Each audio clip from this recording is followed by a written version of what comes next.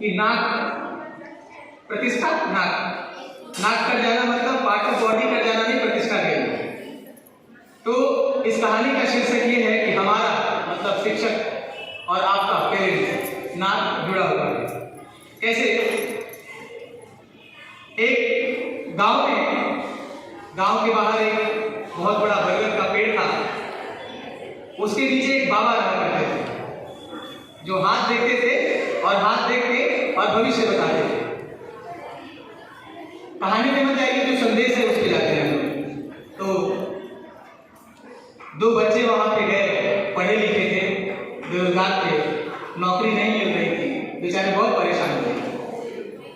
तो अंत में बाबा के पास गए और बोले कि बाबा आप तो अंतर्यामी हैं। बोले बिल्कुल।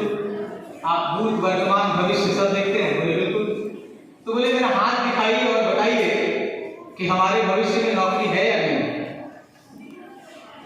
बाबा ने उन लोगों का हाथ देखा और बोला कि आपके भविष्य में नौकरी नहीं है।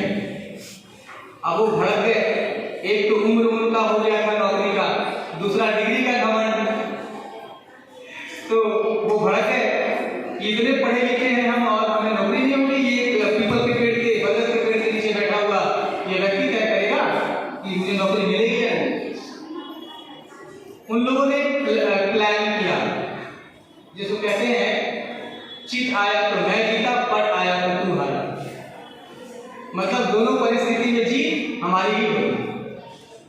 उसमें से एक बच्चा जो था, आपने गौरव देखा है? अब तो दिखता नहीं है, नहीं दिखता है ना गौरव?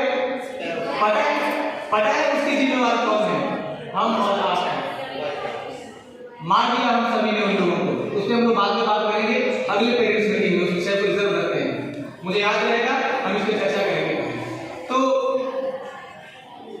वो लाल बच्चा होता है, छोटा छोटा बच्चा होता है, पहले घर में लगाते थे वो घोंसला।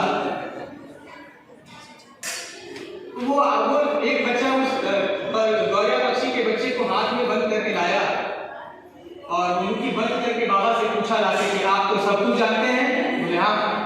उस दिन तो बहुत दिन हाँक रहे थे, हमको समझा रहे थे। बोले हाँ। तो बताइए इसमें क्या है? अब बाबा थोड़ा धर्म संकट में पड़ गए। यदि मैं कहता हूं कि जिंदा है, जीव है, तो मुट्ठी बंद कर दे, वो जीव मर जाएगा, हम झूठे साबित हो जाएंगे। और यदि मैं कहता हूं कि वो मरा हुआ है, खुला दिखता है। मतलब किसी परिस्थिति में न निगलने बन रहा था और न उगलने बन रहा था बाबा को। इसे कहते हैं धर्म संकट। लेकिन कहा जाता है कि बाबा वास्तव में अंतर्यामी थे।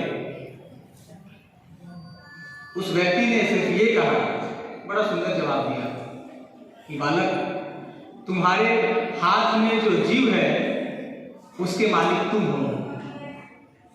तुम अगर चाहो तो इसे मार दो और तुम अगर चाहो तो इसे जिंदा कर सकते हो। कहने का सिर्फ मेरा मकसद है, ये जो बच्चे बैठे हुए हैं ये हमारे मुट्ठी में बंद है। ये मुट्ठी किनकी है? शिक्षकों की और माता पिता की। ये हमारी जिम्मेवारी है कि इनके साथ हम कैसा व्यवहार करते हैं। आप आए, आपका बहुत बहुत धन्यवाद।